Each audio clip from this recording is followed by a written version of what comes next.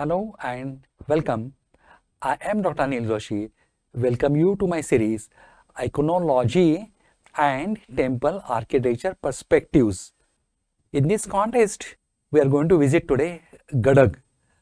Gadag is a place near Hampi, and often those who visit Hampi, very few of them goes to Gadag.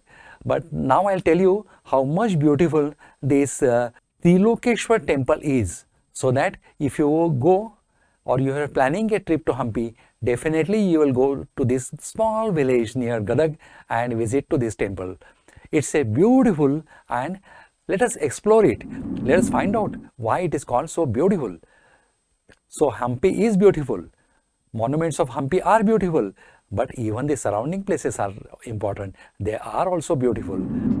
Hello and welcome. We are meeting again in Hampi.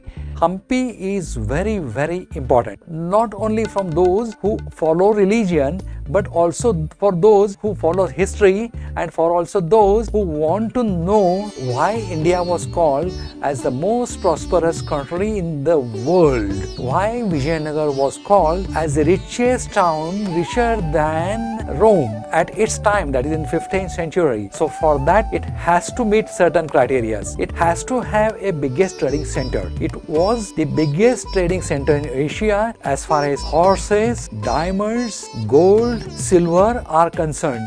Not only that, it was also a biggest market for the weapons, then also for those who want to sell their horses, then camels, believe it, camel I said, even camels were sold here, and the city was so prosperous that it had a supermarket of diamonds, silver and gold separately, horse market separately, so also a market of pan supari, that was also a separate big market having stalls, hundreds of stalls were there. Now all these things were attracting many foreign visitors. Is it that the only place for trading? No, it was also a historical place.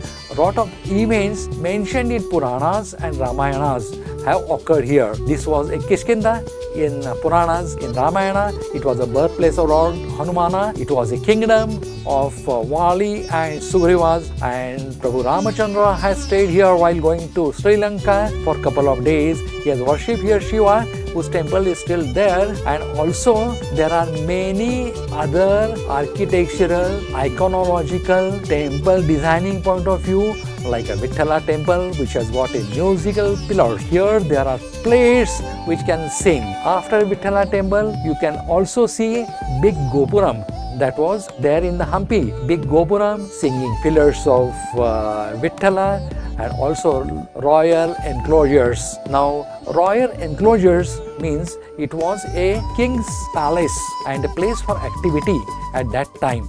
You can see ruins, but that can give you how much gorgeous it would have been. We have heard of stories of Telani Ram and Krishna Dev Raya, which has occurred here. Now here there are big elephant stables, which means that they have large number of elephants with them. They were having processions of horses, elephants there in front of stable.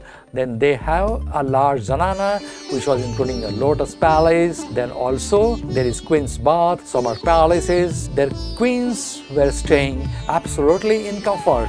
And what kings were doing? Every day morning they were going for war exercises. That was in front of elephant stable, where they had teachers right from Mongolia. So they are learning all arts of war here. And you can also see certain pushpakaranis, that is wells, the designing of which is at such a geometry and with such a preciseness that you will be just stunned looking at it. And believe it, it was constructed in a very short time. Go anywhere in the town, you will find a Gopuram of Virupaksha temple. Go anywhere in town, you will see hills of the Matunga hills, then Hanuman birthplace, that is Anjanadri hills. So also many temples, many supermarkets. So do visit Hampi after a brief idea. Main aim of our series is to give you a brief idea about multiple monuments. However, that is not possible to cover in one lecture. Therefore, we have got multiple lectures. Stay tuned to us, see our multiple videos, subscribe to us and enjoy the wealth of knowledge and know why India was the most powerful, why Vijayanagara Samrajya was most powerful, why it was the largest supermarket, why it was attracting tourists all throughout, and what was the technological advances. Let's get going to each topic. So let's find out. This is little bit away from the highway, but it is very close to it. You have to go to this village, and in this village you will find this ASI protected monument. The road is very small, but somehow you should reach it, and once you reach it you will know that you have come to really a place you should not have missed. So we are describing today, we are visiting today, and we are photographing today Trikoteshwara temple of Gadag, that is near Hampi, Karnataka state, and the temple is devoted to multiple gods. Let's see which gods are there. It is devoted to which deities, and there are certain few of them which are unique. Let's go and see it. Now the Badami Chalukyas were exponent on the early architecture achievements in the Deccan. Especially this temple is constructed by Western Chalukyas. They have constructed a temple at Aihori, Badami, Pattadakal, and were also in multiple places in between, whether small or big, and they have everywhere tried some different technique, some different art, and everything is in its own way beautiful. They were succeeded by Rashtrakutas and Kalyani Chalukyas. So that is the best part of South India. The dynasty have changed. The kings were different. Kings were following sometime Hinduism, sometime Jainism, sometime Vaishnavism, sometime they were Shivaites, but all these kings have supported all the followers, and they have developed all the temples in equal devotion, and they have spent equally to make them something like a long-lasting, memorable. The Udikar temple is in the town, is near the town of Gadag, around 50 kilometers southeast of the Hubli Dharwad, that is the Twin Cities. It is dedicated to Shiva and has 3 lingas mounted on the same shrine. 3 lingas on same shrine. Please note, this is not a routine thing. There are a lot of differences we are going to find in this temple. So this is first the 3 shrines of Shiva mounted on the same stone. There is a shrine dedicated to Saraswati. Very few temples in India are devoted to Ma Saraswati. Saraswati is the goddess of wisdom, education. So there are few temples, though it is one of a very important aspect in life, and she is worshipped in all the schools. And it has got ornated pillars. Pillars are decorated, and there are sculptures and curved columns. Now curved column again was introduced by Chalukyas. We had discussed it in extensive when we had discussed the temples of the Pattadakal, how the technology was introduced, and you'll find them as though they have used some lathe machines. But please note, it was around 1500 years back to 2000 years back. So in between these they have constructed 1000 years to 2000 years. And that time there was no lathe machines, but in spite of that they could curve the stones. And the peak of it is at Bellur and Haibiddu. There you will get the best curves and best ornated pillars. The temple dates back to the Kalyani Chalukyas, who ruined this region, or who ruled in this region around 1050 to 1200 CE, during which the time about 50 temples were built. Ma Saraswati temple has been vandalized in the early age, and hence puja is not offered here, but the architecture is existing. You should visit it. Lot of visitors surrounding places visits it, and they offer worship from outside. The number of late Chalukyas monuments, that is from 11th and 12th centuries in the city, indicate that historically it was an important place for them. The other temple in the Gadag are those dedicated to Someshwara and Veera Narayana. These are the additional temples in town Gadag. The middle of the city stands the Someshwara temple. though abundant, and now in the dilapidated state, the intricate carvings are fairly well preserved. The doorway to the hall have densely carved and figures of different. You will appreciate the designs.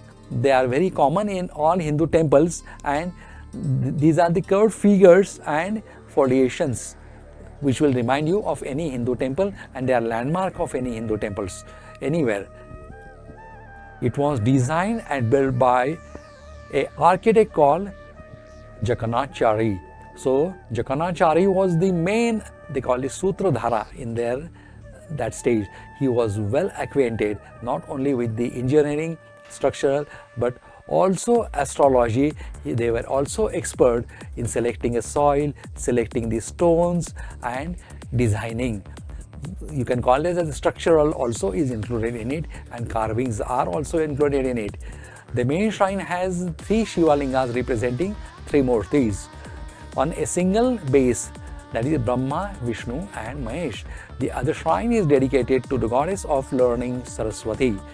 The decoratively carved walls and pillars, walls, panels, and beautifully sculpted figures and stonework screens make this temple attractive and beautiful and memorable.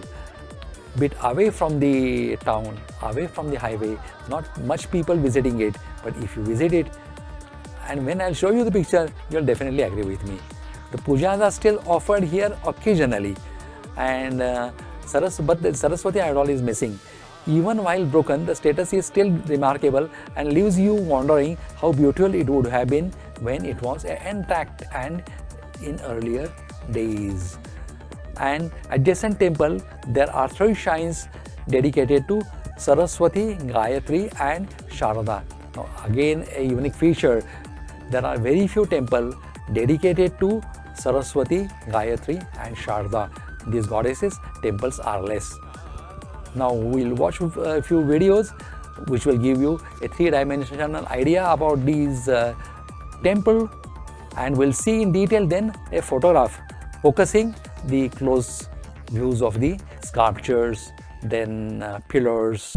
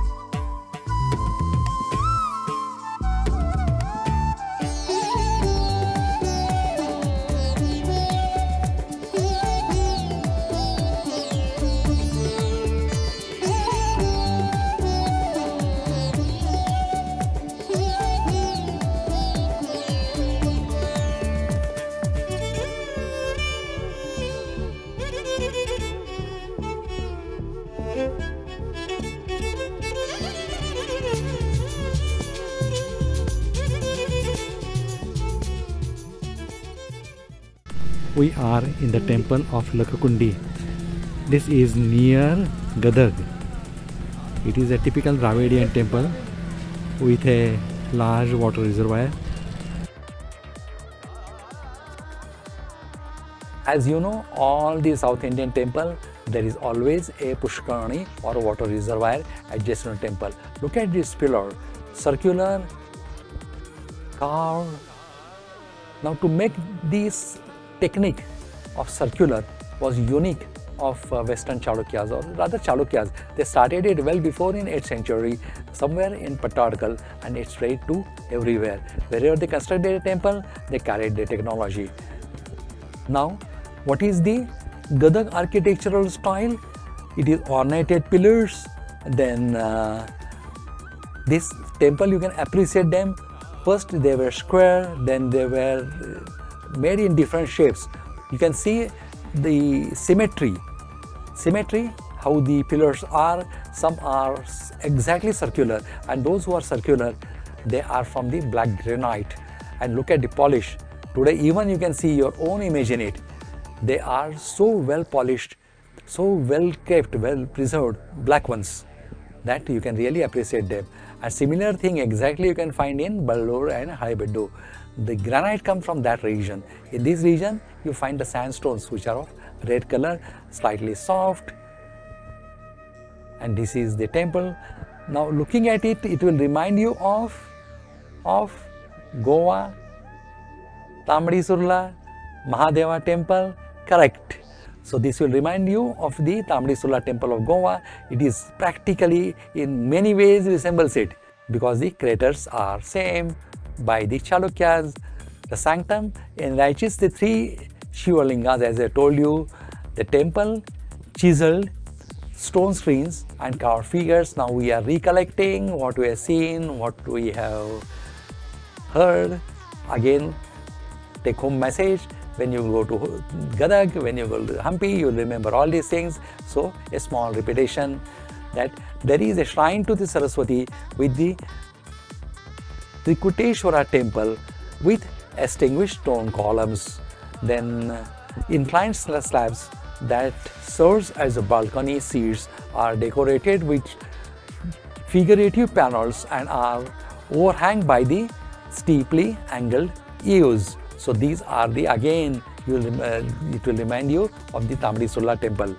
The east sanctum has three lingas representing three murtis, that is Brahma, Vishnu and Mahesh, and the south is dedicated to goddess Saraswati, again an unusual figure. You will not find a temple except at few places like Pushkar that is of the Brahmadeva, and the goddess Saraswati temples are very few, though she is worshipped by all schoolboys. Just by the side, another temple dedicated to three Devis, that is Saraswati, Gayatri and Sharada. We are reminding you because it is not a very common finding. And with that, we are coming to the end of this lecture. If you have more information about this, do convey to us. In case if you added our knowledge, if you added my knowledge in, we have given you knowledge, we have given you information, then give us a like. And if you feel you should hear more videos like this, then subscribe us. See you, goodbye and take care. Again, we'll meet in the next video.